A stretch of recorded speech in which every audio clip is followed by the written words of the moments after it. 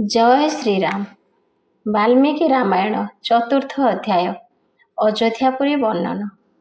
शुण हे कोविद जने देई चित्त वृत्ति वाल्मीकि रचित रामायण पुण्य कीर्ति। सूर्य कौर से संज्ञा देवी गर्भरे वैवस्वत मनुजात हेले अवनी रे। विधि आज्ञा बळे हेले पृथ्वीश्वर ताहांक ठारु जन्म हेले जे कुमार। काले पुणी सेही पृथ्वीरे राजा हेले तांक पुत्र तांक परे धरणी शासिले। तेणु करी एही वंशे जेते नृपगण सूर्य वंश बोली ख्यात ब्रह्मांड मधेन। एही वंशरे सगर नामे राजा हेले सेही राजा समुद्र को खोलाई नथिले। सगर राजांक कीर्ति बोलिण सागर द्यावधि नाम अछि संसार मध्यर। सेही वंशरे इक्ष्वाकु नामे राजा हेले धर्म न्याय बळे सेही पृथ्वी पालिले।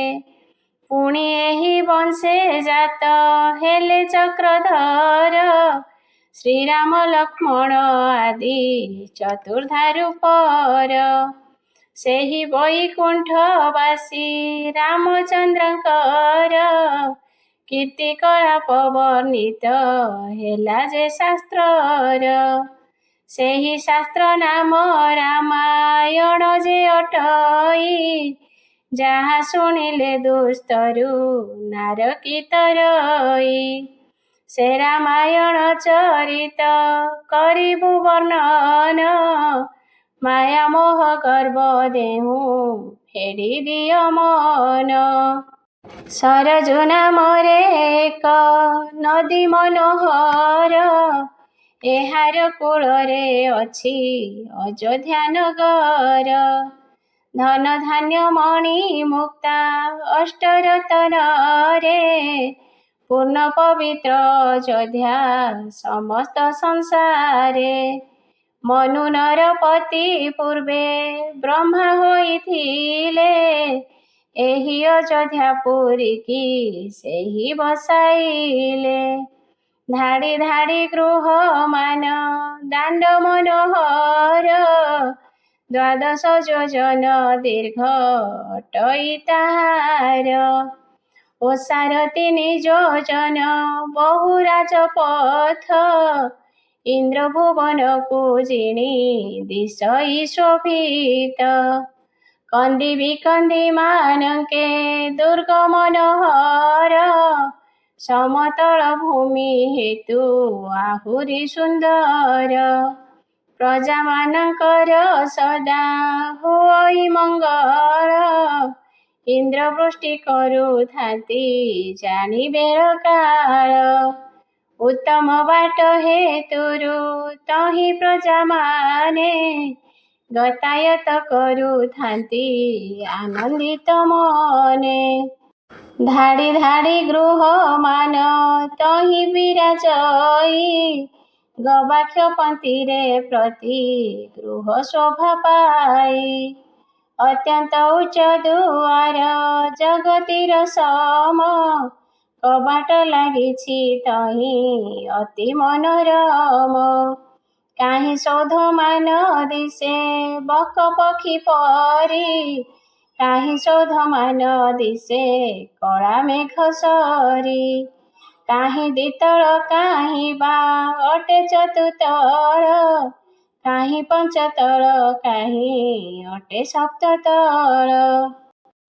नाना कारुकार्ये शोभा दिसे सौधमान किय बा अमर पुरी मर्ते विद्यमान।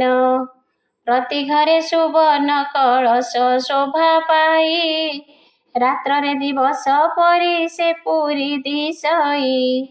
ପ୍ରତି ଘରେ ଅସ୍ତ୍ର ଶସ୍ତ୍ର ଅଛି ଅଗଣନ। ବୀରପଣେ ନ ଗଣନ୍ତି କାହାକୁ ସେ ପୁଣ। ରାଜାଙ୍କ ମନ୍ଦିର ତହିଁ ଅତି ଶୋଭାବନ୍ତ। ବୈଦୁର୍ଯ୍ୟରେ ବାଡ଼ ପ୍ରତି ଘରେ ବିରାଜିତ। ସୁବର୍ଣ୍ଣ ତୋରଣ ମାନ ବିରାଜି ଦିଶଇ। ଅଷ୍ଟରତନରେ ପୁର ଖଞ୍ଜା ହୋଇ ଛଇ। ଭାଟକ ହେବାର ଆଦି ଅଛନ୍ତି ବହୁତ। ବେଦ ମନ୍ତ୍ର ହୋମ ଯାଗ ଯଜ୍ଞେ ସେ ପୂରିତ। ବନ ଆଭା କି କହିବି ଅଟେ ଚମତ୍କାର। ନନ୍ଦନ ବନ କି ମର୍ତ୍ତେ ଆସି ଅବତାର। ବେଲ ବର କୋଳି ଆମ୍ବ ପଣସ ସପୁରୀ। ଅସନ ଶାଳ ତମାଳ ଆଦି କୁରୁ ବେଲି। ଚମ୍ପା କନିଅର ଯାଇ ଜୁଇ ଛୁରି ଅନା। ବକୁଳ ମାଧବୀ ଆଦି ନାନା ଜାତି ହେନା। ଟଗର ମନ୍ଦାର କିଆ କେତକୀ ସେବତୀ। ଛୁରି ଅନା ଦୟଣା ଯେ ଟଭା ନାନା ଜାତି। ଏହିପରି ନାନା ବୃକ୍ଷ ଲତାରେ ବେଷ୍ଟିତ। ଫଳ ପୁଷ୍ପେ ଦିଶୁଛନ୍ତି ଅତି ସୁଶୋଭିତ। ନଗରର ଚାରିଆଡ଼େ ବାମ୍ଫି କୂପମାନ। ପ୍ରଶସ୍ତ ଇଟକ ଦ୍ୱାରା ହୋଇଛି ନିର୍ମାଣ। ସୁବିସ୍ତୃତ ପୁଷ୍କରିଣୀ ମାନ ମନୋହର। କେତେ ଜାତି ପକ୍ଷୀ କ୍ରୀଡ଼ା କରନ୍ତି ତହିଁର। ସ୍ଥାନେ ସ୍ଥାନେ ବିରାଜୁଛି ନାଟ୍ୟଶାଳା ମାନ। ବିଚିତ୍ର ତୋରଣ ମାନ ଦିଶଇ ଶୋଭନ। ଅଶ୍ୱ ହସ୍ତୀ ଗୋରୁ ଗଧ ଛେଳି ମେଣ୍ଢା ମାନ। ମହିଷ ହରିଣ ବୃଷ ଆଦି ପ୍ରାଣୀଗଣ। ଅସଂଖ୍ୟ ଅସଂଖ୍ୟ ସେହି ସ୍ଥାନରେ ଅଛନ୍ତି। ଶତ୍ରୁମାନେ ତାହାଙ୍କୁ ଯେ କଳି ନ ପାରନ୍ତି। ରଥୀଙ୍କର ସଂଖ୍ୟା କିଏ ମୁଖେ କହିପାରି। ଦେବଯାନ ତୁଲ୍ୟ ରଥ ଅଛି ସାରି ସାରି। ବୀଣା ସିତାର ମୃଦଙ୍ଗ ବଇଁଶୀ ପଟହ। ସେ ଅଯୋଧ୍ୟା ନଗରୀରେ ବାଜେ ଅହରହ। ସର୍ବେ ସ୍ତ୍ରୀ ପୁରୁଷ ମାନେ ସଙ୍ଗୀତ ପ୍ରବୀଣା। ଗାନ୍ଧାର ବିଦ୍ୟାରେ ଗନ୍ଧର୍ବଠୁ ହେବ ଜିଣା। ସର୍ବେ ଧର୍ମ ପରାୟଣ ସତ୍ୟେ ଥାଏ ମତି। ନାହିଁ ପର ନିନ୍ଦା ହିଂସା ଦ୍ୱେଷାଦି ପ୍ରକୃତି। ନିଷ୍ଠୁର ପାଷାଣ୍ଡ ଆଦି ନାହିଁ ସେ ସ୍ଥାନରେ। ବୈକୁଣ୍ଠ ସମାନ ଜନେ ଥାନ୍ତି ଆନନ୍ଦରେ। ସର୍ବେ ଜିତେନ୍ଦ୍ରିୟ ଶୁଦ୍ଧ ମନା ପବିତ୍ରତା। ବ୍ରାହ୍ମଣ ମାନେ ଯେ ଭେଦ ବିଦ୍ୟାରେ ନିର୍ମିତା। ନିର୍ଧନ ମୂର୍ଖ ନାସ୍ତିକ ସେଠାରେ ନାହାନ୍ତି। ସମସ୍ତ ପ୍ରାଣୀ ଏ ସୁଖେ କାଳ କାଟୁଥାନ୍ତି। ବ୍ରହ୍ମଦର୍ଶୀ ବେଦ ଧ୍ୟାୟୀ ସକଳ ବ୍ରାହ୍ମଣ। ଶୁଦ୍ଧ ବେଦ ବାକ୍ୟେ ଦାନ କରନ୍ତି ଗ୍ରହଣ। ସର୍ବେ ବିଷ୍ଣୁ ପରାୟଣ ଅତି ଧର୍ମବନ୍ତ। ବ୍ରାହ୍ମଣ କ୍ଷତ୍ରିୟ ଆଦି ମାନ୍ୟ ବିଧିମତ। ବ୍ରାହ୍ମଣଙ୍କୁ କ୍ଷତ୍ରିୟେ କରନ୍ତି ବହୁମାନ୍ୟ। ବୈଶ୍ୟ କ୍ଷତ୍ରିଙ୍କୁ ସେ ପରି କରନ୍ତି ସମାନ। ଶୂଦ୍ରମାନେ ସମସ୍ତଙ୍କୁ ସେବା କରୁଥାନ୍ତି। ଯେ ଯାହା ବିଧିରେ ସର୍ବଧର୍ମକୁ ପାଳନ୍ତି। ଭଦ୍ରମନ୍ଦ୍ର ମୃଗମାନେ ତହିଁ ଥାନ୍ତି ରହି। ବିନ୍ଧ୍ୟଗିରି ହିମଗିରି ବାସୀ ଯେ ଅଟଇ। ଐରାବତ ମହାପଦ୍ମ ଅଞ୍ଜନ ବାମନ।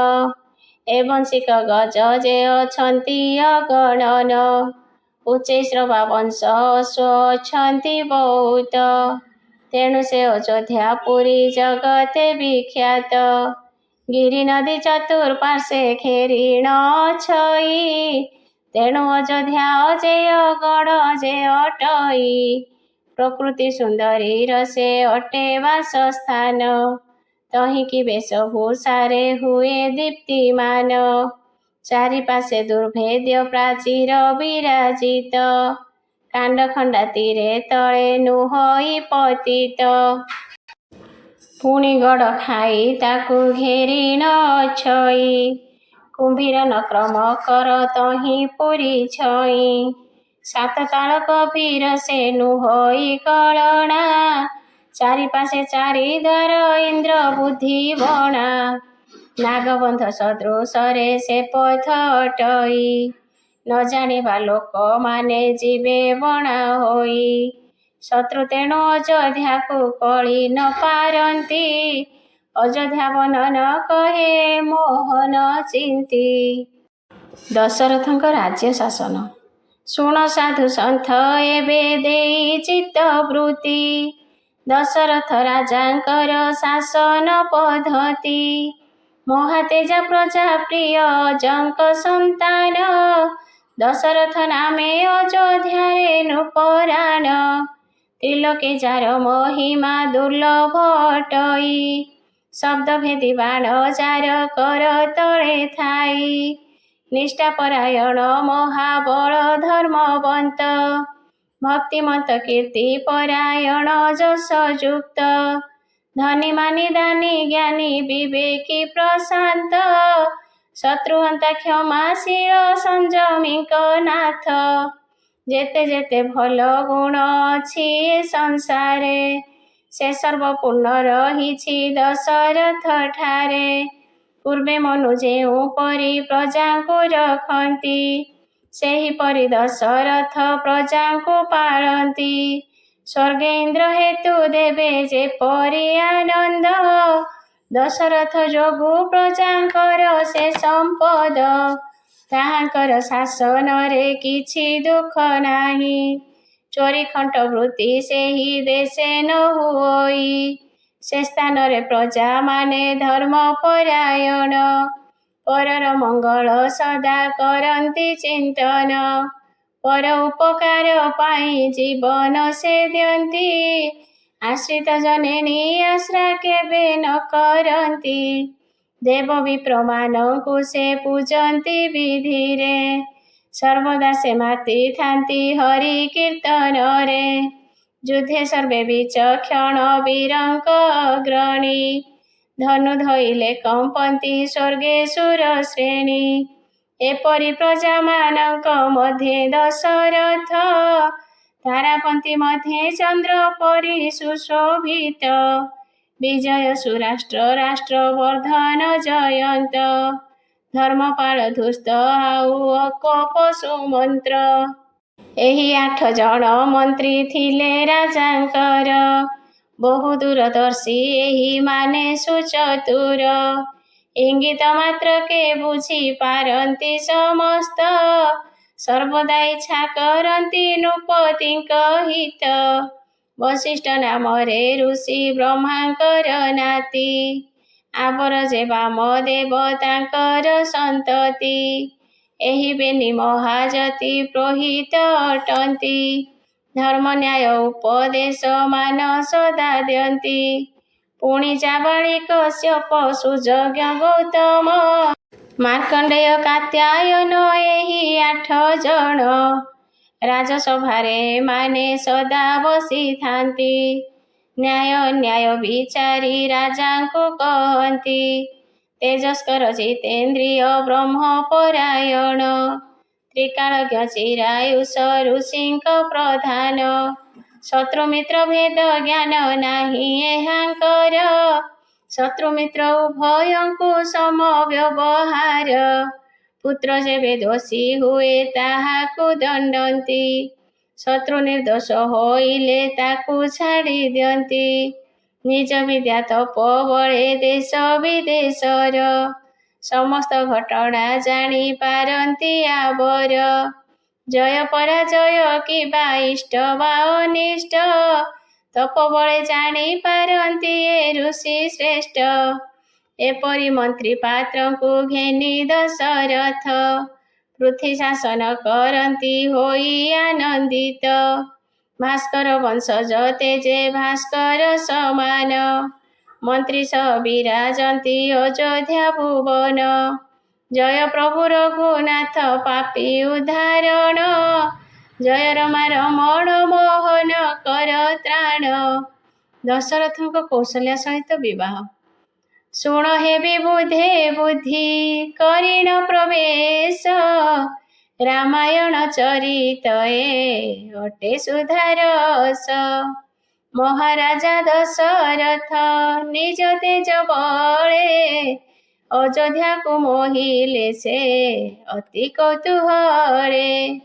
ପାର୍ଶ୍ୱସ୍ଥ ରାଜାଙ୍କୁ ସେହି ଯୁଦ୍ଧ ନ୍ୟାୟ ବଳେ ରାଜକର ସେମାନଙ୍କ ଠାରୁ ଯେ ଆଣିଲେ। ତାଙ୍କର ଏପରି ଯଶ ଦେଖି ରାଜାମାନେ ଚକ୍ରବର୍ତ୍ତୀ ବୋଲି ମାନ୍ୟ କଲେ ସୁବିଧାନେ। ଏହି ସମୟେ ତାଙ୍କର ବୟସ 30, ବିବାହ ହୋଇନଥିଲେ ଅଜରାଜ ଶିଷ୍ୟ। ଦୈବ ଲିଖନ କିଏ କରିପାରେ ଆନ, ଯେ ଯାହାର ସେ ତାହାର ହୁଏ ଭଗବାନ। ଦକ୍ଷିଣ କୋଶଳ ବୋଲି ଯେ ବଣ ନଗର, କୌଶିକ ନାମରେ ତହିଁ ଥିଲେ ନରବର। କୋଶଳା ନାମରେ ଥିଲା ତାଙ୍କର ନନ୍ଦିନୀ, ରୂପକୁ ସମନ୍ୱିବେ ରମ୍ଭା ମେନା ପୁଣି। ଜବା କୁସୁମ ପରାଏ ଅଧର ଦିଶଇ, ପୂର୍ଣ୍ଣିମା ଚନ୍ଦ୍ରକୁ ବଳି ମୁଖ ଶୋଭା ପାଇ। ହରି ମଝା ଚାରୁ ନିତମ୍ବିନୀ ପୟୋଧରା, ଜାତିରେ ପଦ୍ମିନୀ ସେହି ଯୁବତୀଙ୍କ ହୀରା। ମରାଳଗାମିନୀ ଉଚ୍ଚ କୁଚ ବକ୍ଷି ଶୋଭା, ଯୋଗୀ ଯୋଗ ଭଙ୍ଗା ଜାନୁ ଯେ ଉଲଟ ରମ୍ଭା। କେତେ କାଳ ବସି ବିଧି ଗଢ଼ିଲା ତାହାକୁ, ଜଗତେ ସୁନ୍ଦରୀ ନାହିଁ ଉପମା ଦେବାକୁ। ବିଷ୍ଣୁ ଯାହାଙ୍କ ଗର୍ଭରୁ ହୋଇବେ ଜନମ, ତାଙ୍କୁ କି ଉପମା ଦେବା ସେ ସ୍ତ୍ରୀ ଉତ୍ତମ। ଆଦ୍ୟ ଜନ୍ମେ ଭଗବତୀ, ତାପରେ ଅଦିତି, ତଦପରେ କୌଶଲ୍ୟା ନାମେ ଉତ୍ତପତି। ତ୍ରେତୟା ଯୁଗ ଅନ୍ତରେ ହେବ ଯେ ଦ୍ୱାପର, ପୁଣି ସେ ବିଷ୍ଣୁ ଜନ୍ମିବେ ଅବନୀ ମଧ୍ୟର। ଦ୍ୱାପର ଯୁଗରେ ଏହି କୌଶଲ୍ୟା ଦେଇ, ଦେବକୀ ରୂପରେ ମର୍ତ୍ତେ ଜନମିବେ ଯାଇ। ଯଦୁଭୋଜ ବଂଶରେ ସେ ଜନମ ଲଭିବେ, ଶ୍ରୀ ବିଷ୍ଣୁନାଥଙ୍କୁ ପୁଣି ଗର୍ଭରେ ବହିବେ। ଜନ୍ମେ ଜନ୍ମେ ଶ୍ରୀହରିଙ୍କ ନିଜ ମାତା ଏହି, ନିଜେ ଆଦି ମାତା ଯେ ମାନବୀ ରୂପ ହୋଇ। କନ୍ୟା ରୂପ ଦେଖି ରାଜା ବିଚାରେ ମନରେ, 32 ଲକ୍ଷଣ କନ୍ୟା ଦେବି ମୁଁ କାହାରେ। ପୃଥିବୀ ମଧ୍ୟରେ ଥିଲେ ଯେତେ ନରବର, ସେମାନଙ୍କ ଚିତ୍ରପଟ ଆଣିଲେ ସେଠାର। କନ୍ୟା ଅନୁରୂପ କେହି ବର ନ ହୋଇଲେ, ଦଶରଥଙ୍କର ରୂପ ରାଜନ ଦେଖିଲେ। ଭାବିଲେ କନ୍ୟାର ସମକକ୍ଷ ଏହି ବର, ପୁରୁଷ ସିଂହ ଅଟନ୍ତି ଅଯୋଧ୍ୟା ଈଶ୍ୱର। ଶୁଣ ଜନେ ଦଶରଥଙ୍କର ପୂର୍ବ ଜନ୍ମ, ଆଦ୍ୟ ଜନ୍ମେ କୃଷ୍ଣ ବଲ୍ଲଭ ଏ ନର ରାଣ।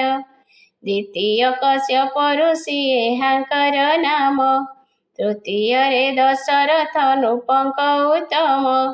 ପୁଣି ଏହି ଦଶରଥ ଦ୍ୱାପର ଯୁଗରେ, ବସୁଦେବ ରୂପେ ଜନ୍ମ ହୋଇବେ ଧରାରେ। ପବିତ୍ର ବିଷ୍ଣୁ ବଂଶରେ ଜନମ ହୋଇବେ, ଶ୍ରୀ ବିଷ୍ଣୁନାଥଙ୍କୁ ପୁତ୍ର କରି ନ ଲଭିବେ। ଜନ୍ମେ ଜନ୍ମେ ପତି ପତ୍ନୀ ଅଟନ୍ତି ଏବେନି, ତେଣୁ ମିଳାଇଲେ ବିଧି ଶୁଭ ଲଗ୍ନ ଜାଣି। କୋଶଳ ରାଜନ ପୁରୋହିତଙ୍କୁ ଡାକିଲେ, ଧନରତ୍ନ ଦେଇ ଅଯୋଧ୍ୟାକୁ ପଠାଇଲେ। ବୋଇଲେ ସତରେ ତୁମ୍ଭେ ଅଯୋଧ୍ୟାକୁ ଯାଅ, ମୋର ଏ ବାରତା ଦଶରଥ ନୃପେ ଦିଅ। କହିବ କୋଶଳ ରାଜା ପଠାଇଲେ ମୋତେ, ତୁମକୁ ବରି ନେବାକୁ ଆହେ ନୃପନାଥେ। କୌଶଲ୍ୟା ନାମରେ ତାଙ୍କ ଅଛଇ ନନ୍ଦିନୀ, ତୁମ୍ଭକୁ ତା ପ୍ରଦାନ କରିବେ ନୃପମଣି। ସେଥିପାଇଁ ତୁମ୍ଭ ପାଶେ ପଠାଇଲେ ମୋତେ, ଆପଣ ଚାଲନ୍ତୁ ବେଗେ ମୋହର ସହିତେ। ଚିତ୍ରପଟ ନିଅ ତୁମ୍ଭେ ତାଙ୍କୁ ଦେଖାଇବ, ବିଧି ମତେ ମାନ୍ୟ କରି ତାଙ୍କୁ ଆଣିବ। ଏପରି କହିଣ ରାଜା ମେଲାଣି ଦିଅନ୍ତେ, କିଛି ଦିନ ଅଯୋଧ୍ୟା ଆସିଲେ ପୁରୋହିତେ। ଦ୍ୱାରିକି କହନ୍ତେ ଦ୍ୱାରି ଜଣାଇଲା ଯାଇ, ଆଜ୍ଞା ମାତ୍ରେ ରାଜା ପାଶେ ପ୍ରବେଶିଲେ ତହିଁ। ଦେଖିଣ ରାଜନ ବହୁ ସମାଦର କଲେ, ଆସନ ଦେଇଣ ରାଜା ପାଶେ ବସାଇଲେ। କୋମଳ ଭାବେ ପୁଛିଲେ ଘର କେଉଁଠାରେ, କି ନିମନ୍ତେ ଆସିଅଛ ମୋହର ପାଶରେ। ଶୁଣି ପୁରୋଧା ବୋଲନ୍ତି ଶୁଣ ହେ ରାଜନ, ତୁମ୍ଭ ପାଶେ ପେଶିଲେ କୌଶଳ ନର ରାଣ। କୌଶଲ୍ୟା ନାମରେ ତାଙ୍କ ଅଛଇ ନନ୍ଦିନୀ, ତ୍ରୈଲୋକ୍ୟ ମୋହିନୀ ସେହି ସର୍ବସୁଲକ୍ଷଣୀ। ଆପଣଙ୍କ ଯୋଗ୍ୟା ସେହି ଅଟେ ନର ବର, ସତର ଆସନ୍ତୁ ଦେବ ମୋହର ସଂଗର। ଚିତ୍ରପଟକୁ ଦେଖନ୍ତେ ରାଜା ତୋଷ ହେଲେ, ପାତ୍ର ମନ୍ତ୍ରୀଙ୍କୁ ରାଇଣ ରାଜ୍ୟ ସମର୍ପିଲେ। ସୈନ୍ୟ ସେନା ଘେନି ସେହି ହୋଇଲେ ବାହାର, ସୁମନ୍ତ୍ର ସାରଥି ରଥ ବାହେ ଧୀର ଧୀର। ନାନାବିଧ ବାଦ୍ୟ ନାଦେ ପୁର ଚମକଇ, ମହାସମାରୋହେ ଗଲେ ଅଯୋଧ୍ୟାର ସାଇ। କୌଶଳ ରାଜ୍ୟରେ ଯାଇ ପ୍ରବେଶ ହୋଇଲେ, କୌଶଳ ରାଜନ ଖଣ୍ଡ ଦୁରୁ ବରି ନେଲେ। ଅତି ମନୋହର ପୁରେ ରଖାଇଲେ ନେଇ, ବିଧି ମତେ ମାନ୍ୟ କଲେ କୌଶଳର ସାଇ। ଗଣକ ଡକାଇ ଶୁଭ ଲଗ୍ନ ସ୍ଥିର କଲେ, ଆନନ୍ଦରେ କୌଶଲ୍ୟାଙ୍କୁ ପ୍ରଦାନ କରିଲେ। ଅହିୟ ନାରୀଏ ତହିଁ ଦେଲେ ହୁଳହୁଳି, ଢୋଲ ବୀଣା ମୃଦଙ୍ଗ ଯେ ବଜାଇ କାହାଳି। ବିଧି ବିଧାନରେ ବିଭା କାର୍ଯ୍ୟ ବଢ଼ାଇଣ, ନାନା ଧନ ରତ୍ନ ଅଶ୍ୱଗଜ ଗଣନ। ଶକ୍ୟ ଅନୁସାରେ ସେହି ଯୌତୁକ ଦେଲେ, ବର କନ୍ୟା ଦୁହିଁକି ସେ ଆଶିଷ କରିଲେ। ଯାନ ଯୌତୁକ ଦାସ ଦାସୀ ସମ୍ଭବରେ, ସକଳ ଘେନିଣ ରାଜା କନ୍ୟା ସହିତରେ। ଶାଶୁ ଶ୍ୱଶୁରଙ୍କ ଠାରୁ ବିଦାୟ ଘେନିଣ, ଶୁଭରେ ଅଯୋଧ୍ୟା ଦେଶେ ମିଳିଲେ ଆସିଣ। ଅଯୋଧ୍ୟାର ଲୋକେ ଦେଖି ବହୁ ପ୍ରଶଂସିଲେ, ଦିନହୀନ ମୋହନ ଏ ରସେ ବିରଚିଲେ। ଦଶରଥଙ୍କର କୈକେୟୀଙ୍କ ସହିତ ବିବାହ। ଏଥୁ ଅନ୍ତେ ଶୁଦ୍ଧ ଚିତ୍ତେ ଶୁଣ ବୁଦ୍ଧ ନର, ଦଶରଥ କୈକେୟୀଙ୍କ ସହ ବିଭାଘର। ଗିରିବ୍ରଜ ନାମେ ପୁର ଅତି ଶୋଭାଯୁକ୍ତ, କୈକେୟ ନାମରେ ଥିଲେ ତହିଁ ନରନାଥ। ସେହି କୈକେୟ ରାଜାଙ୍କ ଦୁଇଟି କୁମର, ଗୋଟିଏ କନ୍ୟା ତାଙ୍କର ଅତ୍ୟନ୍ତ ସୁନ୍ଦର।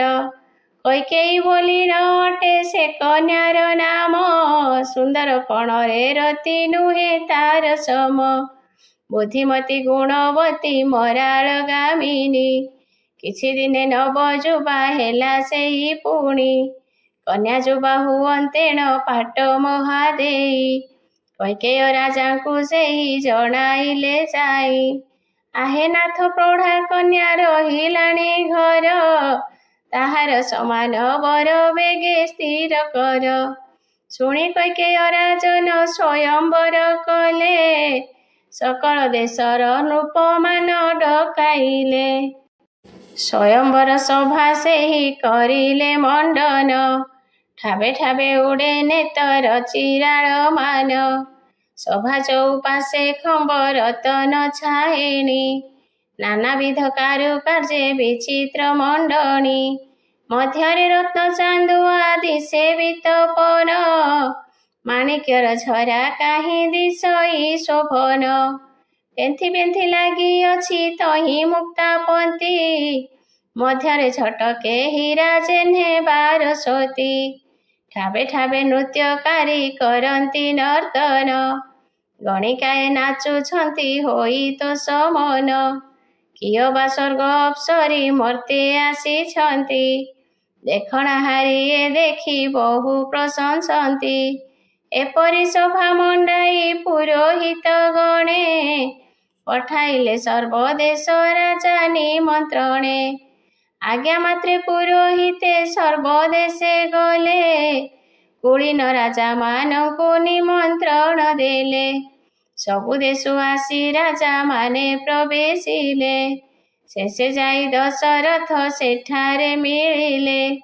ତରୁଣ ବୟସ ରାଜା କନ୍ଦର୍ପ ସମାନ, କାମଦେବ ପ୍ରାୟ ସେହି ବସିଲେ ସେ ସ୍ଥାନ। ନକ୍ଷତ୍ର ଗଣରେ ଚନ୍ଦ୍ର ଯେପରି ଦିଶନ୍ତି, ନୃପଗଣେ ଦଶରଥ ତେନେ ଶୋଭା ପାନ୍ତି। ତାଙ୍କୁ ଦେଖି ନୃପମାନେ ଭାବନ୍ତି ମନରେ, କନ୍ୟା ନିଶ୍ଚୟ ବରିବ ଏହାଙ୍କୁ ସଭାରେ। କୈକେୟୀଙ୍କ ଅନ୍ୟ ନାମ ଅଟେ ଅଶ୍ୱପତି, ସଭାରେ କହିଲେ ଶୁଣ ସକଳ ନୃପତି। କନ୍ୟାକୁ ମୋହର ମୁହିଁ ସଭାକୁ ଆଣଇ, ତାର ଇଚ୍ଛା ମତେ ବର ବରିବ ଯେ ସେଇ। ଏହା ଶୁଣି ରାଜାମାନେ ସନମତ କଲେ, ଅଶ୍ୱପତି କୈକେୟୀଙ୍କି ସଭାକୁ ଆଣିଲେ। ଦାସୀମାନେ ଗହଣରେ ଆଣିଲେ ଯେ କାଳେ, ରୂପ ଦେଖି ନୃପମାନେ ଢଳିଣ ପଡ଼ିଲେ। ଚେତନା ପାଇଣ ଚିତ୍ର ପ୍ରତିମାର ପରି, କନ୍ୟା ଶୋଭାକୁ ଚାହିଁଲେ ସର୍ବଦଣ୍ଡଧାରୀ।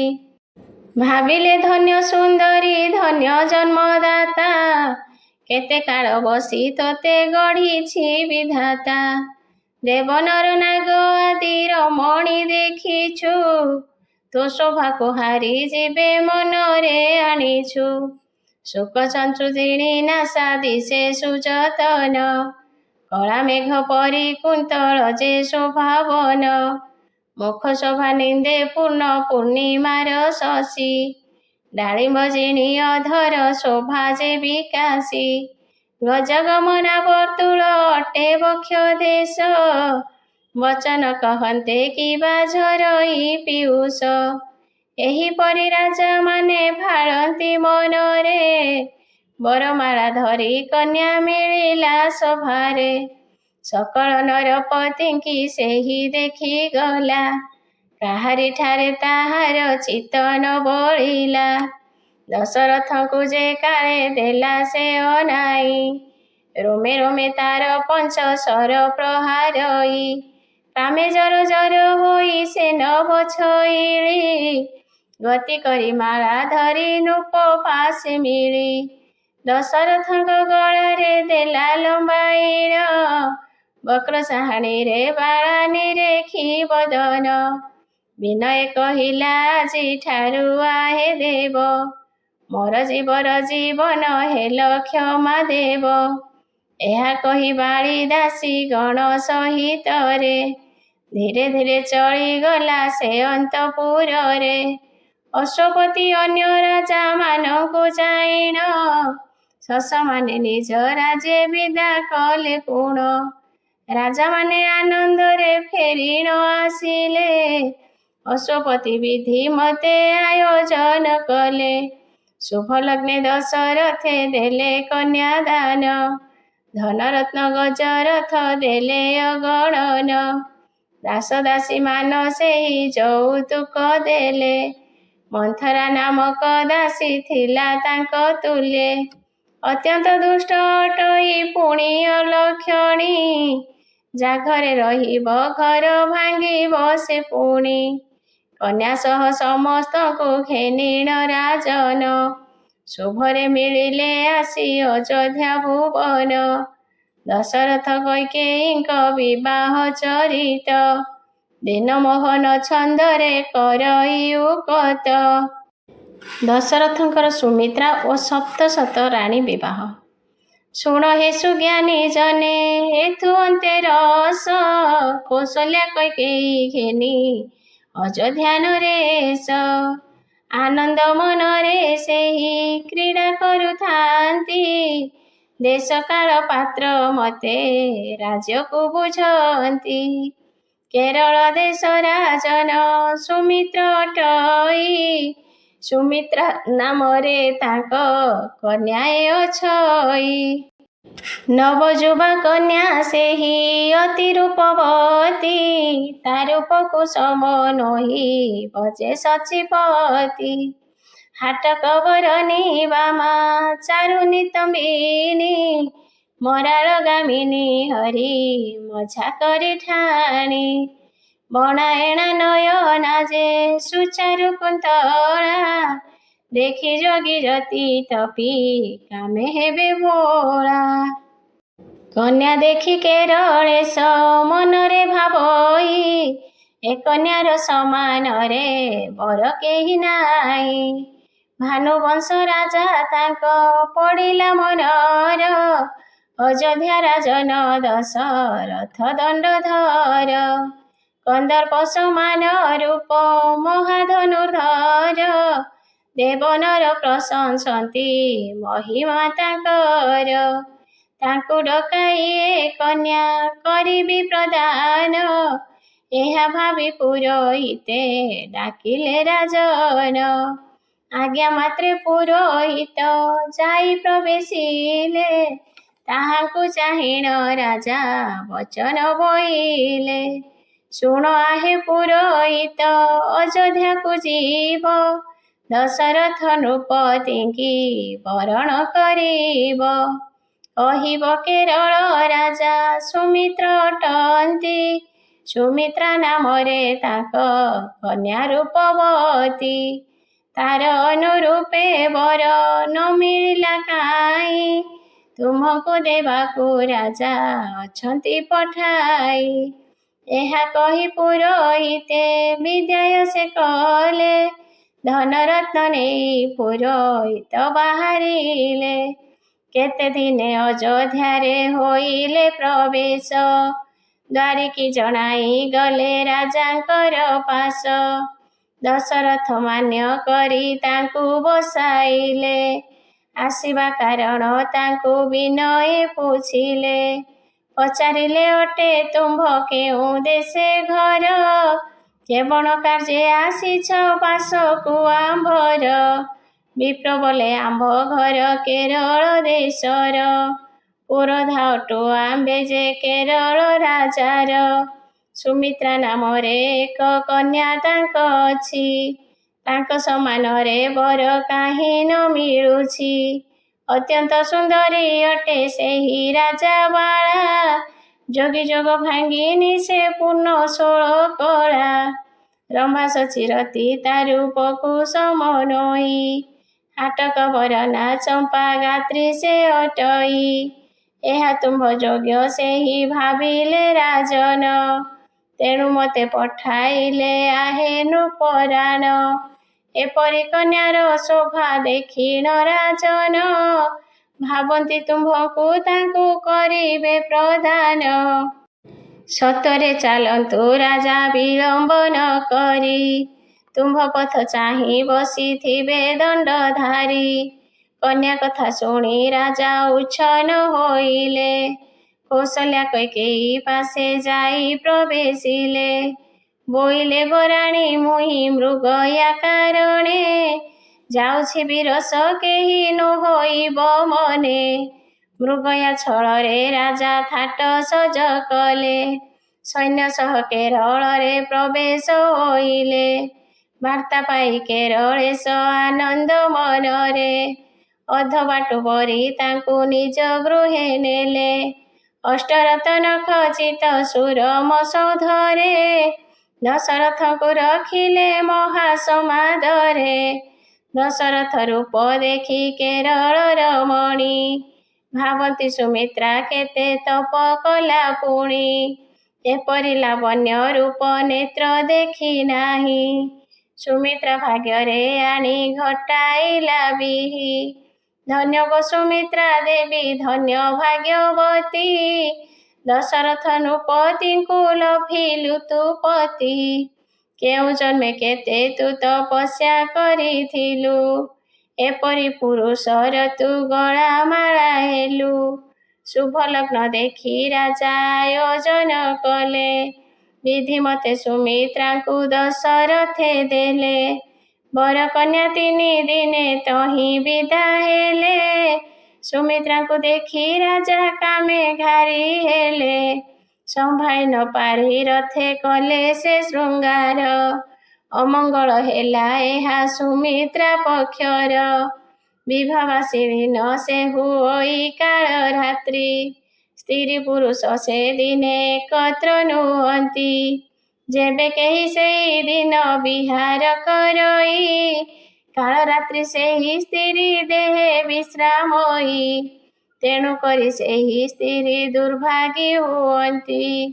ଏହିପରି ବିଧି ଯେ ବିଧାତା କରିଛନ୍ତି, ଏହି ଦୋଷ ଯେ ସୁମିତ୍ରା ଦେବୀଙ୍କି ଧଇଲା। କପାଳ ଲେଖନ କେହି ଆନ କଲେ ଭଲା, ସୁମିତ୍ରାଙ୍କୁ ଘେନି ରାଜା ପୁରକୁ ଅଇଲେ। ତାହାଙ୍କ ସ୍ନେହରେ ରାଜା ସଦା ବଶ ହେଲେ, କ୍ଷଣେ ନ ଛାଡ଼ନ୍ତି ତାଙ୍କୁ ରାଜା ଦଶରଥ। ଦେଖି କୌଶଲ୍ୟା କୈକେୟୀ ବିଚାରିଲେ ଚିତ୍ତ, ଆମ୍ଭଠାରୁ ସତେ ଗୁଣେ ସୁମିତ୍ରା ସୁନ୍ଦରୀ।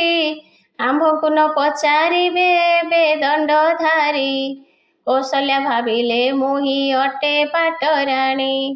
ପୁଣି ସୁମିତ୍ରା ସେ ବହି ତାଙ୍କ ମନ ଜାଣି, ଏଣୁ କରି କୌଶଲ୍ୟା ସୁମିତ୍ରା ଉପରେ, ସ୍ନେହ ଯେ କରନ୍ତି ସାନ ଭଗ୍ନୀ ପରକାରେ।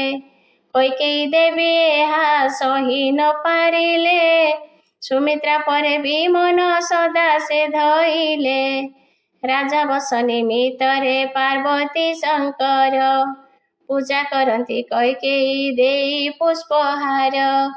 ପୁଣି ସେହି ସେବା କଲେ ପାର୍ବତୀ ଶଙ୍କର, ଦୁର୍ଭାଗୀ ହେଉ ସୁମିତ୍ରା ମାଗନ୍ତି ଏ ବର। ତିନି ରାଣୀ ଘେନି ରାଜା ରହିଲେ ସୁଖରେ, ପ୍ରଜାଙ୍କୁ ପାଳନ୍ତି ସେହୁ ପୁତ୍ର ପରକାରେ। ଏହିପରି ବହୁ ଦିନ ହେଲା ଯହୁଁ ଗତ, କୌଣସି ନାରୀ ଠାରୁ ନ ହୋଇଲା ଯେ ସୁତ। 750 ରାଣୀ ରାଜା ବିଭା ହେଲେ, ତିନି ରାଣୀ ତାଙ୍କ ପରେ ଶ୍ରେଷ୍ଠ ବୋଲାଇଲେ।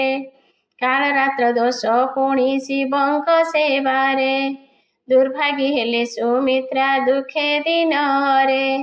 ସୁମିତ୍ରା ଦଶା ଦେଖି କରି ନ କୈକେୟୀ, ଆନନ୍ଦ ସାଗରେ ମଗ୍ନ ହୋଇଲେ କସେଇ। ଦଶରଥ ସୁମିତ୍ରାଙ୍କ ଅବସ୍ଥା ଦେଖିଲେ, ଅତ୍ୟନ୍ତ ବିକଳ ହୋଇ ମୌନେ ରହିଲେ। ସେହିଦିନୁ କୈକେୟୀଙ୍କି କଲେ ବହୁ ପ୍ରୀତି, ସବୁବେଳେ କୈକେୟୀଙ୍କ ପୁରେ ରାଜା ଥାନ୍ତି। ଏ ତିନି ରାଣୀ ମହିମା କେ କରିବ ଅନ୍ତ, ଯାହାଙ୍କ କୋଳେ ଜନ୍ମିବେ ପ୍ରଭୁ ଲକ୍ଷ୍ମୀକାନ୍ତ। ଜୟ ପ୍ରଭୁ ନାରାୟଣ ଜଗତ ଜୀବନ, ଦିନହୀନ ମୋହନକୁ କର ପରିତ୍ରାଣ। ଦଶରଥଙ୍କର ଇନ୍ଦ୍ର ଓ ଶନିପୁରେ ପ୍ରବେଶ, ଜଟାୟୁ ସଙ୍ଗେ ମିତ୍ରତା। ଶୁଣ ଆହେ ସାଧୁ ଜନେ ଅପୂର୍ବ ଚରିତ, ଅନେକ ରାଣୀଙ୍କୁ ପାଇ ରାଜା ଦଶରଥ। ପ୍ରେମ ବିଳାସେ ରହିଲେ ନାରୀଙ୍କ ମେଳରେ, ଗାଈ ପଲ ମଧ୍ୟେ ବୃଷ ଥାଏ ଯେ ପ୍ରକାରେ।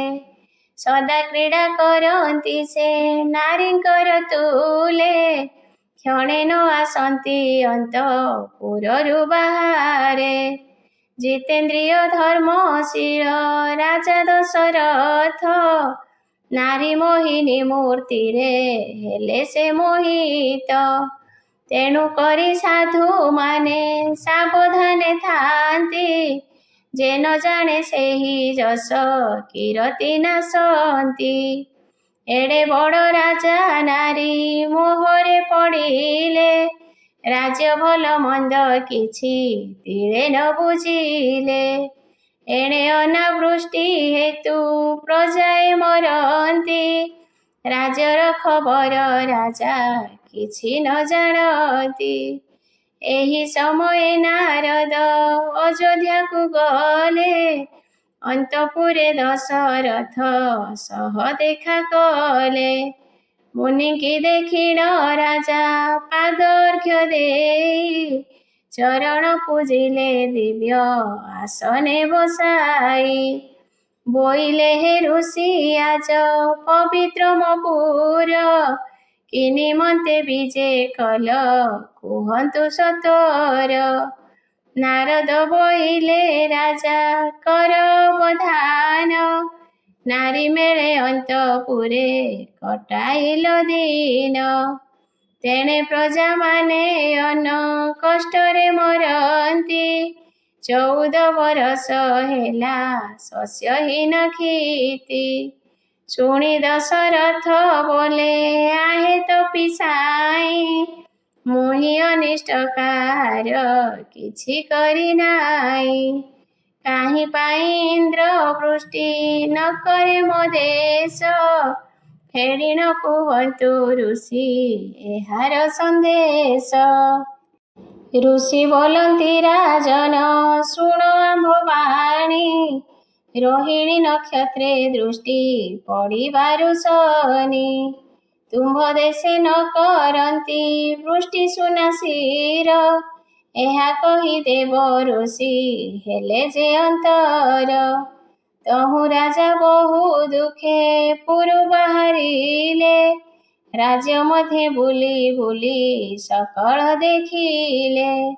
ଜଳ ବିନା ପ୍ରାଣୀ କରନ୍ତି ହାହାକାର, ଅନ୍ନ କଷ୍ଟେ ସମସ୍ତଙ୍କ ଦୁର୍ବଳ ଶରୀର। କେଉଁ ସ୍ଥାନେ କେହୁ ପାଟି ପାକୁ ପାକୁ କରେ, କିଏ ବୋବାଳି ଛାଡ଼ଇ କେହି ଡକା ପାରେ। ସମସ୍ତେ ଆହାର ବିନା ଅତ୍ୟନ୍ତ ବିକଳ, ନଦୀ ପୁଷ୍କରିଣୀ ହ୍ରଦ କୂପେ ନାହିଁ ଜଳ। ଏସନ ଅବସ୍ଥା ରାଜା ଦେଖି ଦେଖି ଯାଆନ୍ତି, ଏକ ଗଛ ମୂଳେ ତାଙ୍କୁ ହେଲା ଆସି ରାତି। ସେହି ଗଛ ମୂଳେ ରାଜା ବସିଲେ ଦୁଃଖେଣ, ଶୋକ ସାରି ବାସ କରିଥିଲେ ସେ ବୃକ୍ଷେଣ। ରାତ୍ରି ଶେଷ ପହରେ ସେ ହେଲେ କଥାବାର୍ତ୍ତା, ଆହେ ନାଥ ଘେନା କର କହଇ ଯେ କଥା। ଏ ବନରେ ରହି କଷ୍ଟ ପାଇଲୁ ବହୁତ, ପ୍ରତିଦିନ ଉପାସରେ ବଞ୍ଚିବା କେମନ୍ତ। ପୂର୍ବେ ସୂର୍ଯ୍ୟ ବଂଶ ରାଜା ଥିଲେ ଅଯୋଧ୍ୟାରେ, ପ୍ରଜାଙ୍କ କଷ୍ଟ ନଥିଲା ତାଙ୍କ ଅମଳରେ। ରାଜାଙ୍କର ଧର୍ମ ବଳେ ପ୍ରଜାଏ ଚଳନ୍ତି, ଆମ୍ଭ ରାଜା ଧର୍ମ ପଥ ଛାଡ଼ିଲେ ଯୁକତି। ସର୍ବଦା ନାରୀ ମେଳରେ କ୍ରୀଡ଼ାରେ ମାତିଲେ, ରାଜ୍ୟର ଖବର ସେହି କିଛି ନ ବୁଝିଲେ। ଅପାଳକ 14 ବର୍ଷ ହୋଇଲା କପୁଣି, ଫଳ ଦୂରେ ଥାଉ ଟିକେ ନ ମିଳଇ ପାଣି। କେତେ କଷ୍ଟ ସହି କରି ଏହିଠାରେ ଥିବା, ଚାଲ ନାଥ ଅନ୍ୟ ସ୍ଥାନେ ଆମ୍ଭେ ଚାଲିଯିବା। ଅନ୍ୟର ରାଜ୍ୟରେ ସୁଖେ ରହିବା ଯାଇନ, ସ୍ୱଚ୍ଛନ୍ଦରେ ନିଜ ପ୍ରାଣ କରିବା ରକ୍ଷଣ।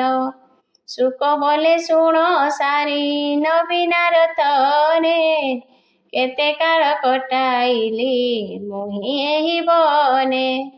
ଜନମ ଏଠାରେ ମୋର ମରଣ ଏଠାରେ, ଅନ୍ୟ ବନକୁ ନ ଯିବି ପ୍ରାଣ ସୁଧା ଗଲେ। ଶୁକ କଥା ଶୁଣି ସାରି ବୋଲଇ ବଚନ, ପାତକୀ ରାଜେ ରହିବା ବଡ଼ଇ ଦୂଷଣ। ନାରୀ ବଶ ଏ ରାଜନ ଅଟେ ମନ୍ଦମତି, ତେଣୁ ଅନ୍ୟ ସ୍ଥାନେ ଯାଇ କରିବା ବସତି। ସେଠାରେ ବୃକ୍ଷ ତଳରେ ରାଜା ବସିଥାନ୍ତି, ପକ୍ଷୀ ପକ୍ଷିଣୀଙ୍କ କଥା ସମସ୍ତ ଶୁଣନ୍ତି। ଶୁଣି ଦଶରଥ ରାଜା ବିଚାରନ୍ତି ମନ, ଯାହା କହିଲେ ନାରଦ ତାନୁ ହୋଇଆନ। ଇନ୍ଦ୍ର ମୋହର ମୈତ୍ର କଲା ଏତେ ସରି, ଅନ୍ତରେ କପଟ ରଖି ଥାଏ ବଜ୍ରଧାରୀ। ମୁଖେ ସୁମିଷ୍ଟ ବଚନ କହୁଥାଏ ମୋତେ, ମୋ ପ୍ରଜାଙ୍କୁ କଷ୍ଟ ଦିଏ ମୋହର ଜୀବିତେ। ଏହି ସୂର୍ଯ୍ୟ ବଂଶେ ଥିଲେ ରଘୁ ନାମେ ରାଜା, ବାନ୍ଧି ଆଣିଥିଲେ ସେହି ସ୍ୱର୍ଗରୁ ବିରଜା। ସେହି ବଂଶେ ଜନ୍ମ ମୋର ନୁହେଁ ହୀନ ବଳ, ଆଜି ସ୍ୱର୍ଗେ ଯାଇ ବାନ୍ଧିବି ମୁଁ ଆଖଣ୍ଡଳ। ଏହା ବିଚାରୁ ବିଚାରୁ ରଜନୀ ପାଇଲା, ଶୁକ ପକ୍ଷୀ ରାଜନକୁ ସେଠାରେ ଦେଖିଲା। ବୋଇଲା ସାରିଲୁ ତୁହି କଲୁ ମନ୍ଦ କର୍ମ, ବୃକ୍ଷ ତଳେ ନରପତି ରାତ୍ରରେ ବସିଣ। ସକଳ ବିଷୟ ସେହି ଶୁଣିଣ ଅଛନ୍ତି, ନିଶ୍ଚୟ ମରଣ ହେବ ଏଥେହି ଘାନ୍ତି। ଶବ୍ଦ ଭେଦି ବାଣ ଅଛି ତାଙ୍କ କରତଳ, ନିଶ୍ଚେ ମୋର ପ୍ରାଣ ନେବ ଅଯୋଧ୍ୟା ଭୂପାଳ। ପକ୍ଷୀ ପକ୍ଷିଣୀ ଏପରି କାତର ହୋଇଣ, ଡିମ୍ବ ଧରି ସାରି ଯାଏ ଉପରେ ଉଡ଼ିଣ। ଏସନ ଦେଖିଣ ରାଜା ଡାକିଣ ବୋଲନ୍ତି, ଭୟ ନ କର କେବେ ତୁମ୍ଭେ ପକ୍ଷୀପତି। କିଛି ଅନିଷ୍ଟ ତୁମ୍ଭର ନ କରିବି ମୁହିଁ, ଯାହା ଆଜି କହିଲ ତା ମୋର ହିତ ହୋଇ। ସ୍ତ୍ରୀଙ୍କର କଥା ମୁହିଁ ନ ଧରଇ ମନେ, ଆସି ତୁମ୍ଭେ ବସା କର ତୁମ୍ଭ ନିଜ ସ୍ଥାନେ। ଆଜି ତୁମ୍ଭ ସକାଶରେ ଜ୍ଞାନ ହେଲା ମୋର, ଆଜିଠୁ ହେବନେ ତୁମ୍ଭ ହେଲା ଅଧିକାର। ଯେ କାର୍ଯ୍ୟ କରିଛି ନାରୀ ମୋହେ ମାତି ମୋହି, ମୋହ ବିନା ଅନ୍ୟ କିଏ ତାହା ଭୋଗିବଇ। ଧନ ଜନ ଯୌବନ କାର ନୁହେଁ ଚିର, ଯଶ କୀର୍ତ୍ତି ସଂସାରରେ ଅଟଇ ଅମର। ମୁଁ ଚାଣ୍ଡାଳ କାମ ମଦେ ଭୁଲିଅଛି ଏହା, ଯା କହିଲ ମୋର ପକ୍ଷେ ଉପଦେଶ ତାହା। ପକ୍ଷୀଙ୍କି ପ୍ରବୋଧି ରାଜା ସେଠାରେ ରଖିଲେ, ଇନ୍ଦ୍ରପତି କ୍ରୋଧ ହୋଇ ଅଯୋଧ୍ୟାକୁ ଗଲେ। ରଥରେ ଆରୋହୀ ଗଲେ ଇନ୍ଦ୍ରଙ୍କ ଭୁବନ, ଦ୍ୱାରରେ ରହିଣ କ୍ରୋଧେ ଦଶରଥ ରାଣ। ଡାକନ୍ତି ଆରେ ରେ ଇନ୍ଦ୍ର ଆସ ବେଗ ହୋଇ, ଆଜି ସୁନା ଶିର ପଦ ଛଡ଼ାଇବି ମୁହିଁ। ତର୍ଜନ ଗର୍ଜନ କରି ଡାକନ୍ତେ ରାଜନ, ଦେବତା ମାନେ ପ୍ରବୋଧି ବୋଇଲେ ବଚନ। କିମ୍ପା ରାଜା କ୍ରୋଧ କର ଦେବରାଜ ଠାରେ, ଯୁଦ୍ଧ ନ କରିବେ ସେହି ତୁମ୍ଭର ସଙ୍ଗରେ। ପୂର୍ବୁ ତୁମ୍ଭର ମୈତ୍ର ସେହି ହୋଇଛନ୍ତି, କିମ୍ପାଇଁ କ୍ରୋଧେ ଆସୁଛ କୁହ ନରପତି। ରାଜା ବୋଲନ୍ତି 14 ବର୍ଷ ମୋ ଦେଶରେ, ମିତ୍ର ହୋଇ ଇନ୍ଦ୍ର କିମ୍ପା ବରଷା ନ କରେ। ବୃଷ୍ଟି ବିନା ଶସ୍ୟ କିଛି ନୋହିଲା ଜନମ, କେତେ କେତେ ପ୍ରଜା ଅନାହାରେ ଦେଲେ ପ୍ରାଣ। ଯେବେ ଇନ୍ଦ୍ର ମୋ ଦେଶରେ ବୃଷ୍ଟି ନ କରିବ, ନିଶ୍ଚୟ ଯୁଦ୍ଧ କରିବି କହୁଛି ମୁଁ ଧ୍ରୁବ। ଏସନ ଶୁଣି ଦେବତା ଇନ୍ଦ୍ର ପାଶେ ଗଲେ, ସକଳ ବିଷୟ ତାଙ୍କୁ ବୁଝାଇ କହିଲେ। ଶୁଣି ଦେବ ଇନ୍ଦ୍ର କହେ କ୍ରୋଧ ଭର ହୋଇ, ସାମାନ୍ୟ ମାନବ ଆସି ଯୁଦ୍ଧ ସେ ମାଗଇ। ଆସୁ ସେ କେଡ଼େ ବଳିଷ୍ଠ ଦେଖିବି ଏଠାରେ, ଖଣ୍ଡ ଖଣ୍ଡ କରିବି ମୁଁ ତାକୁ ଏ ବଜ୍ରରେ। ଇନ୍ଦ୍ରଙ୍କର କ୍ରୋଧ ଦେଖି ଦେବତା ସମସ୍ତ, ବୋଇଲେ କୋପ ନ କର ଆହେ ସୁରନାଥ। ଶବ୍ଦ ଭେଦି ବାଣ ଅଛି ତାହାଙ୍କ ପାଶରେ, ତାଙ୍କୁ କେବେ ନ ପାରିବ ତୁମ୍ଭେ ସମରରେ। ପୁଣି ତାହାଙ୍କର କୋଳେ ପ୍ରଭୁ ନାରାୟଣ, ଅସୁର ନାଶିବା ଅର୍ଥେ ହୋଇବେ ଜନମ। ଦେବତାଙ୍କ କଥା ଶୁଣି ଇନ୍ଦ୍ର ତୋଷେ ଗଲେ, ଦଶରଥଙ୍କୁ ସମ୍ବୋଧି ବଚନ ବୋଇଲେ। ବୋଇଲେ ରାଜନ ତୁମ୍ଭେ କିମ୍ପା କୋପ କର, ବିଧାତା ନିୟମ କିଏ କରେ ଅନାଦର। ଯାହାଙ୍କ ଆଜ୍ଞାରେ ପୃଥ୍ୱୀ ଚଳାଚଳ ହୋଇ, ମୋର କି କ୍ଷମତା ସେ ନିୟମ ଲଙ୍ଘିବହି। ରୋହିଣୀ ବୃଷ ରାଶିକି ଶନିଛନ୍ତି ଯାଇ, ତେଣୁ କରି ତୁମ୍ଭ ଦେଶେ ବୃଷ୍ଟି ନ ହୁଅଇ। ଅକାରଣେ ମୋ ଉପରେ କିମ୍ପା କୋପ କର, ଶନିଙ୍କ ପାଖକୁ ଯାଅ ଆହେ ନରବର। ଯେବେ ସେଠାରୁ ଶନିକି ପାର ଘୁଞ୍ଚାଇଣ, ତେବେ ତୁମ୍ଭ ରାଜେ ବୃଷ୍ଟି ହୋଇବ ରାଜନ। ଶୁଣି କରି ଦଶରଥ ତହୁଁ ବେଗେ ଗଲେ, ଶନିଙ୍କ ପୁରରେ ଯାଇ ପ୍ରବେଶ ହୋଇଲେ। ଦ୍ୱାରିକି କହିଲେ କୁହ ଶନିକି ତୁ ଯାଇ, ଦଶରଥ ରାଜା ଆସି ସମର ମାଗଇ। ଶୁଣି ଦ୍ୱାରି ଯାଇ ଶନି ଦେବଙ୍କୁ କହନ୍ତେ, ବାହାରକୁ ଆସି ଶନି ଚାହିଁଲେ ତୁରିତେ। ଶନିଙ୍କ ଦୃଷ୍ଟି ପଡ଼ନ୍ତେ ରାଜାଙ୍କର ଥରେ, ଅଶ୍ଵ ସହିତ ଦୌଡ଼ି ଛିଡ଼ିଲା ସତରେ। ଚକ୍ର ପରାଏ ବୁଲିଣ ରଥ ଯେ ଆସଇ, ଗରୁଡ଼ ପୁତ୍ର ଆକାଶେ ରହିଣ ଦେଖଇ। ବୋଇଲା ମଲା ଧାର୍ମିକ ଏହି ଦଶରଥ, ଭୂମିରେ ପଡ଼ିଲେ ନିଶ୍ଚୟ ହୋଇବେ ହତ। ଯେବେ ଏହାଙ୍କୁ ବିପଦୁ ମୁଁ ରଖି ପାରିବି, ତେବେ ଏହି ସଂସାରରେ ଯଶକୁ ଲଭିବି। ଏହା ବିଚାରିଣ ସେହି ପକ୍ଷ ବିସ୍ତାରିଲା, ରଥ ଘୂରି ଘୂରି ଆସି ପକ୍ଷରେ ପଡ଼ିଲା। ସ୍ଥିର ହୋଇ ରହନ୍ତେ ଚାହିଁଲେ ଦଶରଥ, ବୋଇଲେ କି ରକ୍ଷା କଲେ ଆସି ମୋର ତାତ। କି ବାର ଘୁରାଣ ଆସି ରକ୍ଷା ମୋତେ କଲେ, ଏହା ଭାବି ତଳକୁ ସେ ଅନାଇଣ ଦେଲେ। ବୋଇଲେ କେଉଁ ମହାତ୍ମା ଅଟନ୍ତି ଆପଣ, ଏ ବିପଦୁ ମୋତେ ଆସି କଲ ପରିତ୍ରାଣ। ଶୁଣି ସେ ପକ୍ଷୀ କହିଲା ମୁଁ ଗରୁଡ଼ ସୁତ, ଜଟାୟୁ ମୋ ନାମ ସମ୍ପାତିର ସାନ ଭ୍ରାତ। ତହୁଁ ରାଜା ବୋଲନ୍ତି କଲ ଯେ ଉପକାର, ସହସ୍ର ଜନମେ ଶୁଝି ନ ପାରେ ତୁମ୍ଭର। ଏହା କହି ରଥ କାଠ ରଥରୁ କାଢ଼ିଲେ, ତହିଁ ଅଗ୍ନି ଲଗାଇଣ ସାକ୍ଷୀ କରାଇଲେ। ବୋଇଲେ ହେ ପକ୍ଷୀବର ଆଜ ଦିନ ଜାଣ, ମୈତ୍ର ହୋଇବା ତୁମ୍ଭେ ଆମ୍ଭେ ବେନିଜଣ। ଶୁଣିଣ ଜଟାୟୁ ତାହା କଲେ ସନମତ, ତହୁଁ ରାଜା ଦଶରଥ ହୋଇଣ ଉଷତ। ଅଗ୍ନି ସାକ୍ଷୀ କରି ସେହି ହୋଇଲେ ମୈତ୍ର, ବିଦ୍ୟାୟ ନେଇ ଜଟାୟୁ ଚଳିଲେ ତୁରିତ। ତହୁଁ ରାଜା ଅଶ୍ଵଯୋଚି ରଥରେ ବସିଲେ, ମୋହନ ବୋଇଲେ ପୁଣି ଶନିପୁରେ ଗଲେ। ଏହାର ପରବର୍ତ୍ତୀ କଥା ଶୁଣିବା ଆସନ୍ତା ଅଧ୍ୟାୟରେ।